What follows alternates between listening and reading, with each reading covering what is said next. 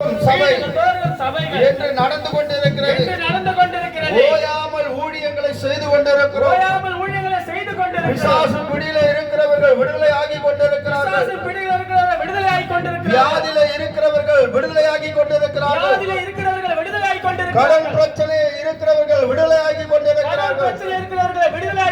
ஆண்டவருடைய வார்த்தை அநேக ஜனங்களை அற்புதங்களையும் அடையாளங்களையும் பெற்றுக்கொள்ள செய்கிறது. ஆச்சரியம் அடைகிறார்கள். ஆனால் ஆண்டவர் சொன்னார், சாஸ்திரி நகர் என்ற பகுதியிலே ஒரு திருச்சபையை எடு. சாஸ்திரி நகர் என்கிற பகுதியிலே ஒரு திருச்சபையை எடு. அங்க இருக்கிற சாபக்கேட்டில இருக்கிற வியாதியில இருக்கிற உபத்திரவத்துல இருக்கிற லௌகிக இச்சையில இருக்கிற பாவத்துல இருக்கிற அவர்களை நான் விடுதலையாக்கி சபையிலே சேர்ப்பேன்.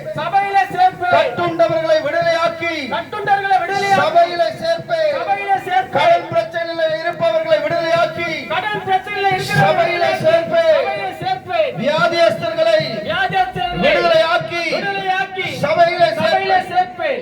அந்த வார்த்தையின்படி 11 தெருவுகளிலும் சுவிசேஷத்தை அறிவித்தோம்.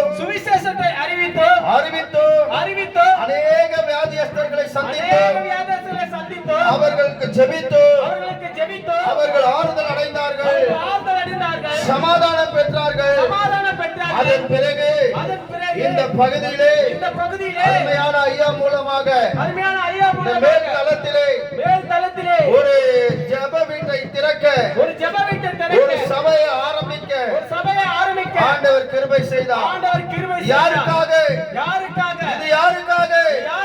இந்த பகுதி வாழ் ஜனங்களுக்காக, உங்களுக்காகவே நீங்கள் கூடி ஆராதிக்கும்படியாக இந்த சபை திறக்கப்பட்டிருக்கிறது.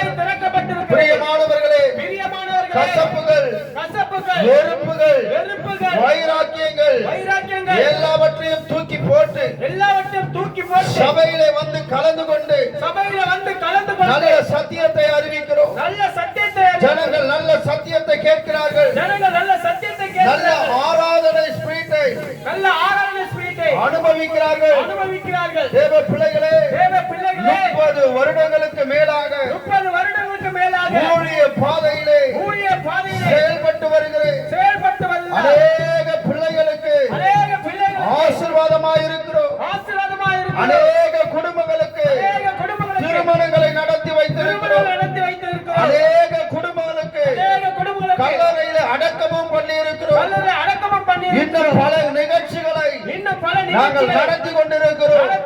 தேவ பிள்ளைகளே, சபைக்கு போகாத இருக்கிற பிள்ளைகளே, நீங்கள் எல்லாரும் என்னிடத்திலே வாருங்கள், என்னிடத்திலே வாருங்கள் என்று இயேசு சொன்னார்.